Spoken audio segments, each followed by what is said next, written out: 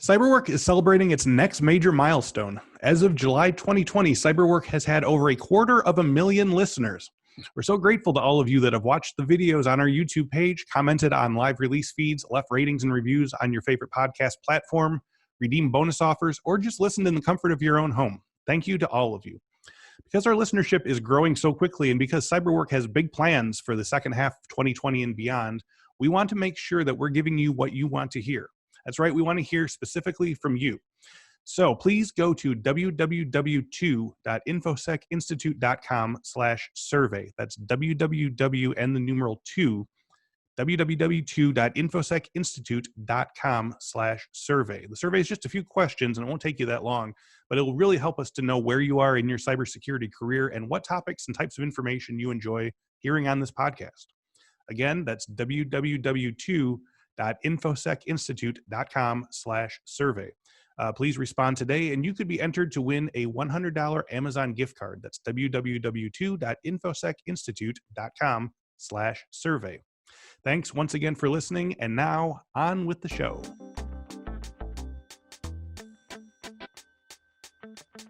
Welcome to this week's episode of the Cyberwork with Infosec podcast. Each week, I sit down with a different industry thought leader and we discuss the latest cybersecurity trends, how those trends are affecting the work of Infosec professionals, while offering tips for those trying to break in or move up the ladder in the cybersecurity industry. Our guest today is Sam Rubin, VP at the Crypsis Group. Sam has a wide-ranging professional career incorporating incident response and digital forensics, among other things. And he's got some cool deep-in-the-trenches stories for us, as well as some advice for listeners who might want to get involved in digital forensics or incident response themselves. So I'm really looking forward to talking to him. Sam Rubin is the vice president at the Crypsis Group, where he leads the firm's managed security services business, assists clients, and develops the firm's business expansion strategies. Sam is an industry-recognized cybersecurity professional with a wide-ranging expertise in data breach incident response, digital forensics, and cybersecurity risk management. Sam frequently serves as an expert witness and has provided opinions in numerous high-stake matters, including a landmark civil trade secret misappropriation case, a criminal securities fraud matter, and civil litigation stemming from a multi-billion-dollar Ponzi scheme. Sam is a frequent presenter, author, and lecturer on cyber-related topics, including digital forensics and incident response, insider threats, and information security best practices. Before joining Crypsis in 2017, Sam was at Stroz Friedberg, where he was the managing director and head of the company's West Region digital forensics practice. Sam, thank you so much for joining us today on Cyberwork. Great to be here, Chris. So we always like to get the show started by getting a bit of our guests' superhero origin story. So you had quite a storied career. So what first got you interested in tech and specifically in cybersecurity? Sure. So I've been in this industry for about 17 years now. So it's been quite a long time. Back in 2003, I was actually working on the Hill for a U.S. senator, not in the cyber field, and I was working for an attorney. And she was recruited to open the Washington, D.C. office of the place I was previously, Stroz Friedberg, which was then a very small organization, maybe about 20 people. And I looked at that as an opportunity to jump into a new direction, to try something new. And Stroz Friedberg was a digital forensic investigative firm, and truthfully, I really didn't even know what that meant. But being recently out of college, I thought that sounded really cool and like a great opportunity. And so I jumped on it, and that was the very beginning of my path in cybersecurity. Okay, so could you gave me some of the highlights here, but what were some of, like, from a learning or a project perspective, like what were some of the transformative or turning point events or opportunities that brought you to where you are now? Were there certain cases that you did, or certain I wanted to learn this and suddenly everything changed for me? Can you sort of give me some of your signposts? Right. Yeah, absolutely. So when I started at Stroz, back in 2003, as I said, I did not know much about this industry. And so I looked at some of my colleagues and peers and the people who were successful in digital forensics. And I basically said, well, how can I do what they're doing? How can I improve my skills and my technical knowledge so I'm adding value to my company and helping clients out in the way they are. And so I looked at every job and every role I had as a learning opportunity. And the other thing I'll say is, when you're at a growing company, that presents opportunities for the people who are in those organizations, and demonstrate the the initiative and the competencies to take on new challenges. And so very early in my career, even though I didn't have the formal training and technical background, I was put in situations where a client needed help, and we had to figure out how to solve their very technical problems in digital forensics, in cybersecurity and incident response. Maybe figuring out whether or not certain data was stolen or misappropriated, or how a hack had happened. And so those were the learning opportunities I had, and I progressed in my career kind of following that path. Yeah, do you have any sort of strategies, or it sounds like you had a lot of situations where it was like, figure this out immediately. We're beyond deadline or whatever. Like, how do you sort of keep your head in situations like that? Yeah, I mean, the nature of digital forensics and incident response is such that everything is an emergency. I mean, you can Right. kind of think about it almost as like you're a firefighter Yeah. for situations. I mean, you could be enjoying your morning coffee, and you get a call, and it's a company's hair is on fire because they've just realized that they've got a threat actor live in their environment and they need help now. And so maintaining your cool is a big part of it. And my strategy for that is, I guess that comes with experience, and it comes with surrounding yourself with a really talented team that's also been in those situations, and knows the right steps to take. And so that's what Right. we try to do at my current company at Crypsis, and what I've been fortunate to have in my career. Yeah, we talked with an incident responder, and he was saying, like, you got to keep your head, keep cool, because like it's not like they're going to get more hacked, like the thing has happened. You have to know that you're not going to help by running around in circles and freaking out or whatever. Right. Yeah, it's tough because for our clients, this is likely the worst day of their year, right? Right. Of their recent memory, and so it's important for us to kind of keep that in mind as we're helping them, because even though we may see business email compromise or ransomware 5 days a week, this is the first and hopefully the only time they're having to deal with such a thing. Sure. So one of the things that hooked me into your bio, and especially the one I just read out there, is that, one, you work in digital forensics, which is a topic I don't get to discuss a lot on the show, and it's very interesting. But two, that you've been part of several major and interesting court cases using your digital forensics background. So I wanted to start with some of that. For our listeners who aren't familiar, like, let's start out with what digital forensics does as a practice and as a career, and how it differentiates, say, from like, mobile forensics or computer forensics. Yeah, I think that, well, just speaking from the beginning, digital forensics is really the application of investigative techniques, and of science to study and interrogate digital media. And that's a broad category. Right. Okay. So it can mean everything from computers to mobile devices to, SaaS applications, really anywhere where, people are using or interacting with digital information. And the reason you do that, and this is what makes it forensic, is that you're recreating either how it was used or what happened on it, or in some instances, what information it contained. For example, recovery of deleted information. So that's what digital forensic is. It's most often done in the context of litigation. Yes. Obviously, there's criminal investigations. In the private sector, for a company, like in my career, more often it's in the context of civil litigation, a dispute between two companies. But there are many different paths and avenues that it can follow, which in my mind, what makes it very, very interesting, right? Like, you can have cases that just vary night and day from one another, and it's all kind of under the specter Okay. of digital forensics. So this is more of an umbrella term for all of the things that we sort of mentioned before. This is any sort of data or digital information and the sort of forensic examination and retrieval and reporting on it. Yeah, that's right. So it would encompass mobile forensics, Yep. and other things. Okay. Absolutely. So from a sort of career standpoint, what types of things, a lot of our listeners are just considering cybersecurity as a career and don't know what they want to start with, but like, what sort of things should you be learning or studying or getting involved with if you want to sort of prepare yourself to possibly move toward a career in digital forensics? Yeah, I mean, that's a great question.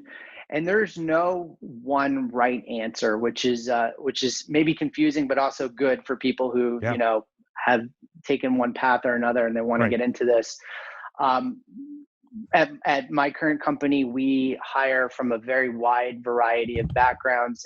At Crypsis, the traditional computer science, study of information systems, that's very helpful. And some universities now even have digital forensic undergrad Yep.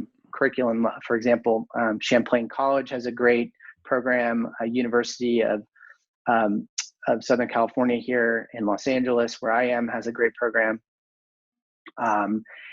And so that's one thing, but I think more critical, more important than just the kind of technical subject matter is that ability to think critically, Mm-hmm. and to have those technical skills, but also to combine that with very strong communication skills, because Yes. you're engaging with clients who are having these problems. So it's one thing to be able to dive deep and do the technical, but it's another skill that needs to be combined with that to communicate and to correspond with the people that you're working with, whether it's attorneys or whether it's the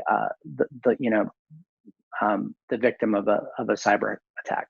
Can you give me some, it doesn't have to be a specific example, but some sort of examples of the type of sort of problem solving skills you need to be using on a daily basis in terms, like you said, if all the data has been, deleted at the last minute or because they know something's in there or whatever, like what are some of the problem solving skills you have to sort of bring to bear to say like, well, this thing's not here, but how do I get it here? Yeah, I think one of the challenges that I see very often, very common with people earlier in their career, but even experienced practitioners, one of the hardest challenges is how do I wade through so much data, Yeah. right? Yeah. Like even one hard drive, you've got, maybe it's a terabyte hard drive. If you are looking at unallocated space or all of the event logs, you've got millions of entries, and you could scroll through that data for days, just one drive. And investigations nowadays are commonly hundreds of hard drives, hundreds of endpoints, thousands even. Wow. And so what I see is that people really get overwhelmed even when they've got one drive. And how do I find the signal and the noise?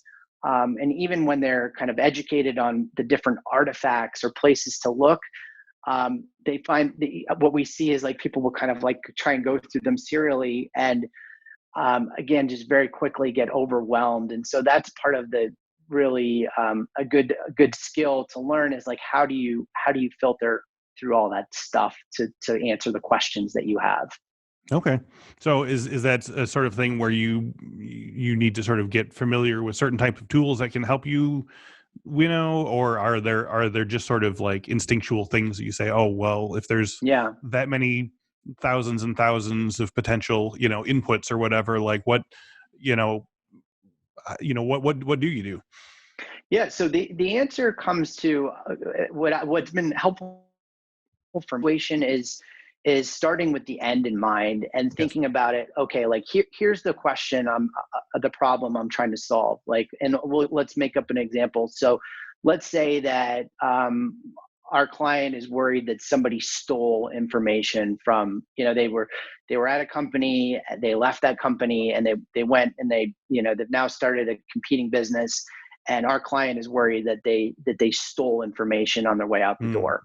Okay. Okay, so in that scenario, you can try and sift through every byte on a hard drive, or you can think like, okay, if they did that, how would they do that?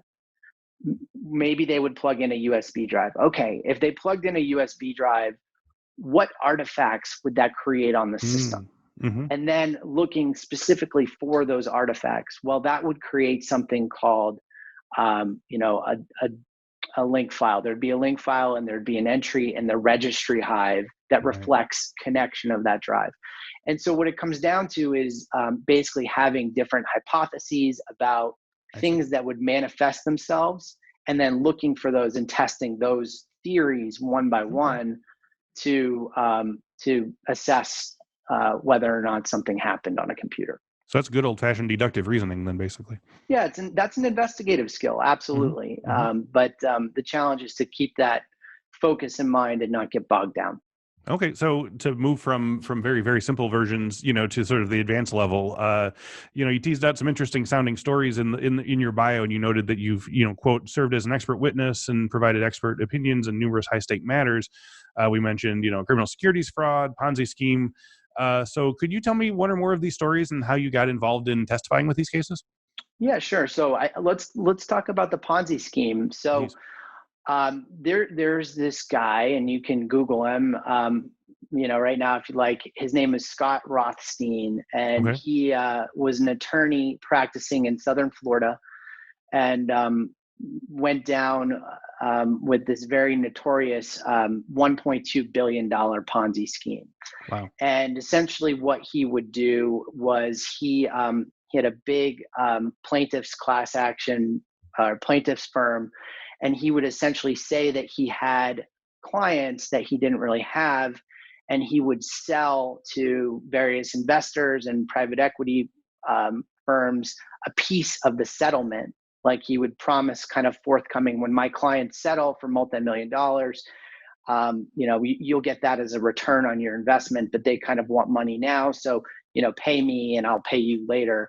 Gotcha. And so he did this on an ongoing basis as the way a Ponzi scheme works, escalating the number of matters and the size of the claims, snowballing up to $1.2 billion. And obviously, like all Ponzi schemes, it eventually collapses. Mm-hmm. And in the wake of it collapsing, there were a lot of injured parties financially. The hedge funds and the investors that lost millions of dollars.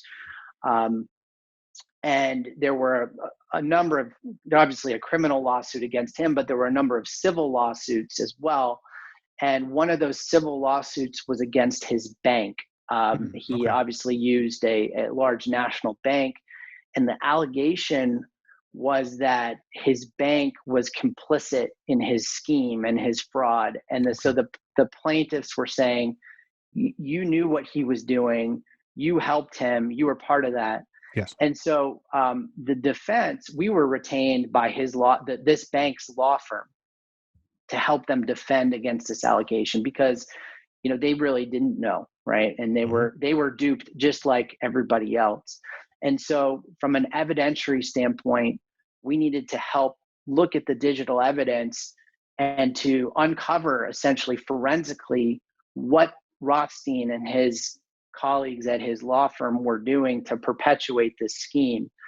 And so we got, through discovery in the litigation, we got our arms on the computers that he and his colleagues at his firm had used and their servers. And our goal was essentially recreate their fraud, like see what they were doing to help show the jury that in fact the bank was not complicit in it. Interesting. And so when we dug in, it was amazing what we found, just the extent of essentially fabricating wire transfer records. So it looked like he had money coming in that he didn't have, basically creating fake documents, creating fake email correspondence to create these fake plaintiffs that didn't exist. He went so far as to create a web server that he was running in a closet, where he had his IT people essentially scrape the real web page of the bank, and he created a fake website that would show his bank balance. So he would have investors come in and he would pull up the bank the fake bank webpage, and they would see, all the money that he supposedly had in his bank account, but it was all fabricated. So it was a fascinating investigation that really allowed us to dive deep into this $1.2 billion scheme. That's amazing, because you're not just looking for data, but you're actually having to sort of recreate or fabricate like his entire sort of financial process, and then help a jury understand what they're looking at, right? Exactly. Yep. Yeah. So I guess I want to sort of talk about that a little bit. Is digital forensics something that intrinsically involves, face forward testifying in court, or are there other jobs or tasks that can be done as well? So like, you say you like to sort of get to the raw, meat of figuring out how this stuff is, but you're, a little, maybe you have a little stage fright or something like that. Are there jobs that a digital forensics person can do that don't involve the sort of like face-to-face testimony or reportage or whatever? Yeah, absolutely. In fact, most of the matters don't ultimately go to court. And, even those that do, there's always a team, right? Like if we're talking about this $1.2 billion Ponzi scheme, we had, dozens of forensic images and terabytes of data. And so I had a team working with me Okay. and at my direction.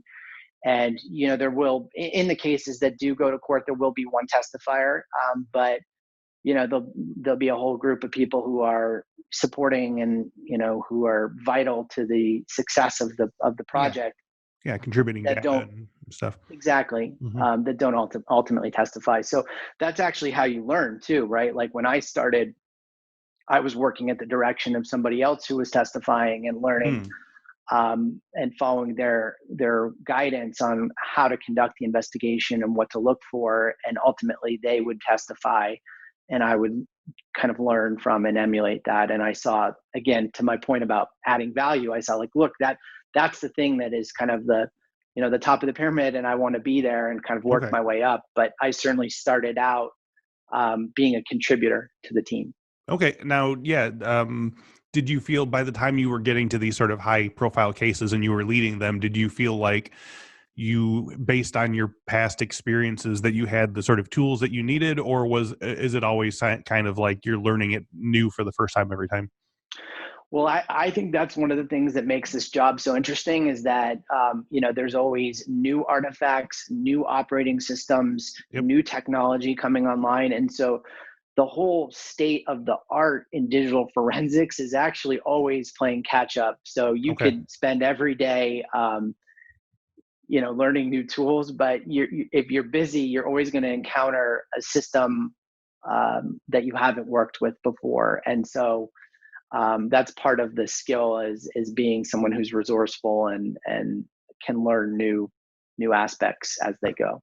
Yeah. Now, walk me through like on a day-to-day level, like especially even entry versus executive level, what is the day-to-day work of a digital forensics expert? Like just just give me sort of an entry level person. Are you just working on one case all the time, or do you sort of have your hand in multiple things, or are you, Yeah. do you start out as kind of like an intern who's like, just get me this data for this thing and this data for this thing?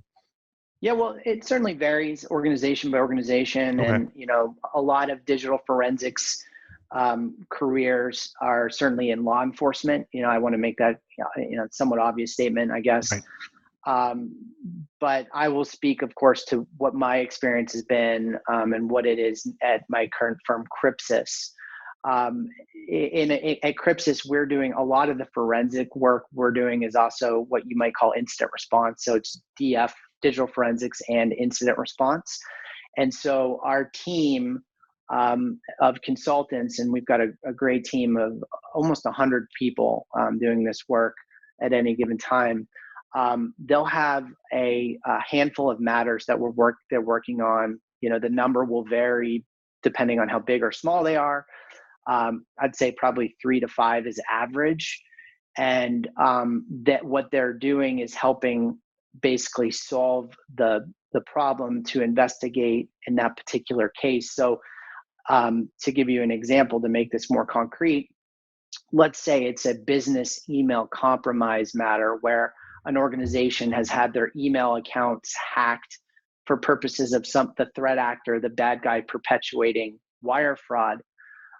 What we will have is a number of analysts on the matter who are digging into the logs of the email system and the computers of those accounts that have been infected to figure out how the threat actor got in, what did they access while they were in there, is there any evidence that they took or exfiltrated any information, and is the threat contained? And so that's what the team is working on an ongoing basis across many dozens or scores of matters. Okay. So what are people who are hiring in digital forensics looking for in candidates? Like, what are some of the things you absolutely need to have on your resume, whether it's experiences or certifications or info about things you've done before? Like, how would a hiring manager look at that and say, this is the best candidate? Right. So it depends on the level. And we at Crypsis, we certainly hire across multiple levels, all the way to, people coming right out of college, to, the more experienced folks. At the entry levels, it's really more about, aptitude and, demonstrated interest and passion in the field, and the ability to problem solve and to learn information. We don't expect, someone right out of the college, of course, to have, years of case experience under the belt, or even for that matter, a lot of specific expertise using the tools or knowing artifacts that we leverage. We plan on and do teach people how to do that. Right. But what we can't really teach is the intrinsic kind of intellect and intellectual curiosity to solve these types of problems, and some of the communication skills, both orally and in writing, that make someone a good consultant. So we're looking for people who can be great consultants. We're looking for people who can be problem solvers and have some demonstrated technical competency that we think can be transferable into learning this field. For the more experienced folks that we hire, I think discussions about what they've accomplished in the field, some of these matter types that they've led. Certainly there are certain certifications that are good markers for folks, the CISSP. There's an NCASE certification, NCASE being one of the commonly used tools. I think that's called the ENCE. There's a number of certifications that SANS offers as well that we look for. But in my opinion, the certifications, while they're great, they don't demonstrate with 100% certainty that someone has, what we're looking for. It's really about, what they can do with those certifications. So jumping back to people who are kind of entry level and want to get in and have the passion and have the problem solving skill, but don't have a lot on their resume to show for it yet, what are there some ways that they can kind of pop their resume in that way to sort of like show you that they have that type of analytical brain, or because obviously, like you said, the actual sheepskin or whatever doesn't matter as much, but like how do you look at an entry level resume and say, oh yeah, this person seems to be really passionate? Is it in the cover letter? Is it in the way they sort of like talk about their past experiences? Yeah, I mean, certainly the way they present themselves when we're doing an interview, and then if that passion or kind of spark in their eye comes through for this type of work. But I'd say commonly, I mean, this is, everybody's different, but what I've seen in a lot of great junior candidates is some sort of way that they've, explored their interest in their academic career. And for example, a lot of universities have clubs where they have like a digital forensic or incident response club where they do like capture the flag exercises, or they're doing some of the things out there. Or, I interviewed a candidate not too long ago where I think he had built, a network at his house. And so they're just showing kind of like an interest in diving into this. Even on their free time. Exactly. Got some skin in the game. Okay. Exactly. So to sort of jump from that, if you're maybe far from a large tech center, or you're not, where you want to start doing this type of work, say you're in a different industry altogether, are there ways to sort of get experience you need? You mentioned colleges and capture the flags and stuff, but are there, if you're in another part of the country or you're not near, a tech center, or you're, caring for ailing parents or whatever, are there other ways that you can sort of document your to potential employers that you're in this? Yeah, I think especially in the times of COVID right now, we're in an unprecedented um,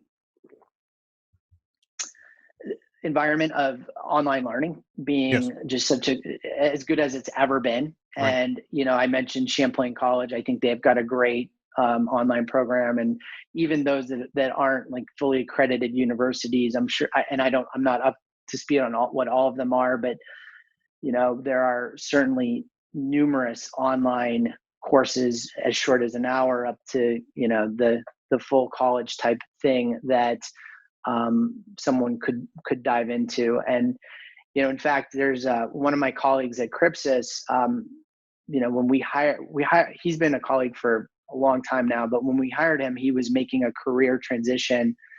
He had been in IT and kind of worked his way up, but realized where his real passion was in digital forensics and incident response and cyber. And so on his own time, he took it on himself to enroll in some SANS courses and to just push his own knowledge in that direction. And so when we interviewed him, well, he had no practical experience in DF or IR.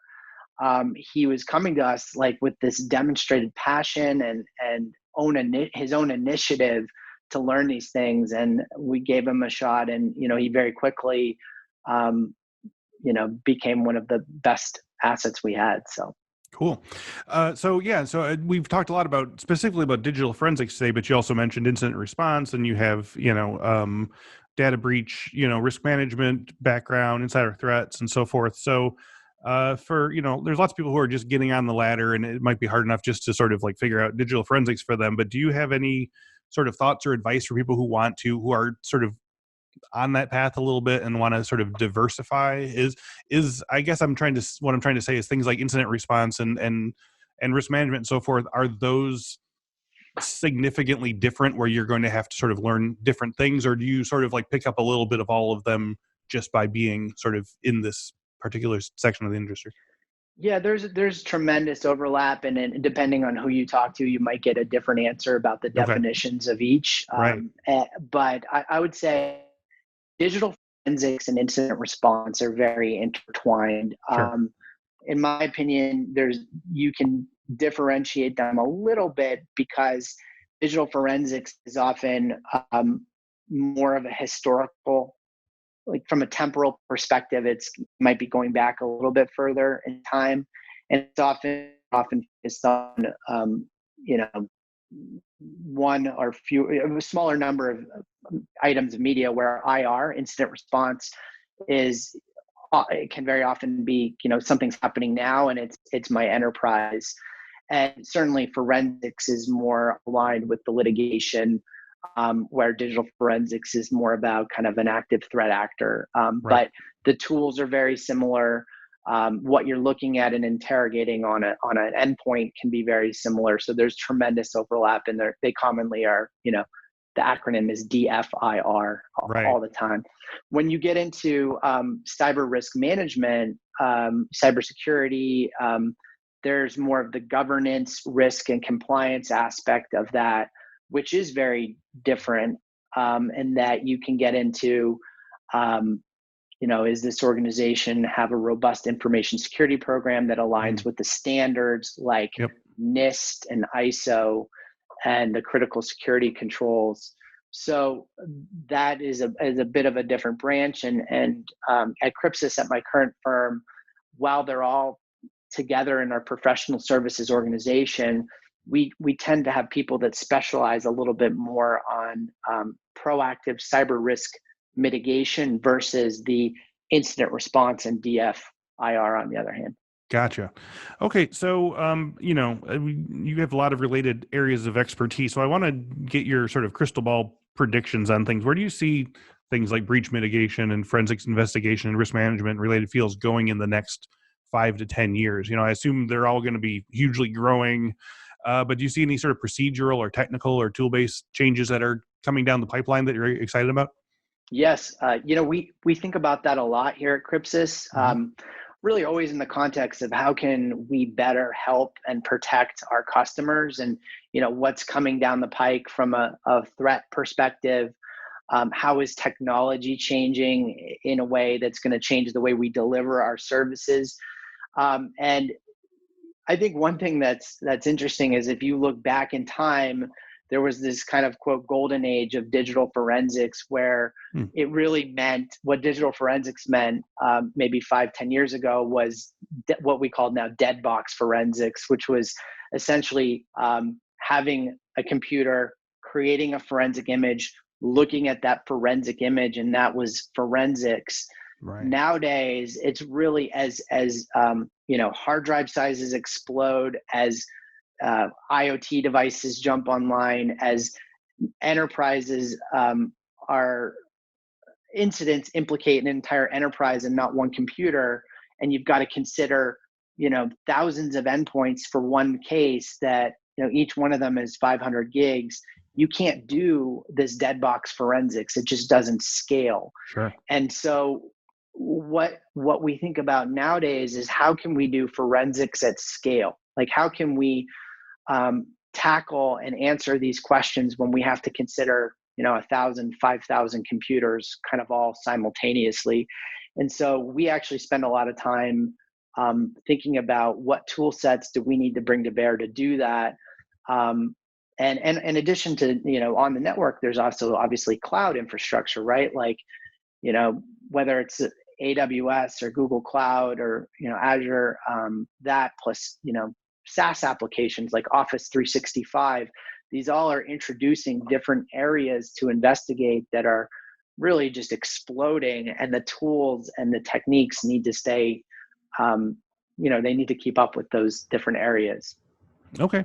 So as we wrap up today, you've talked a little bit about Crypsis Group, but tell me some of the projects that you currently have in the works that you're excited about.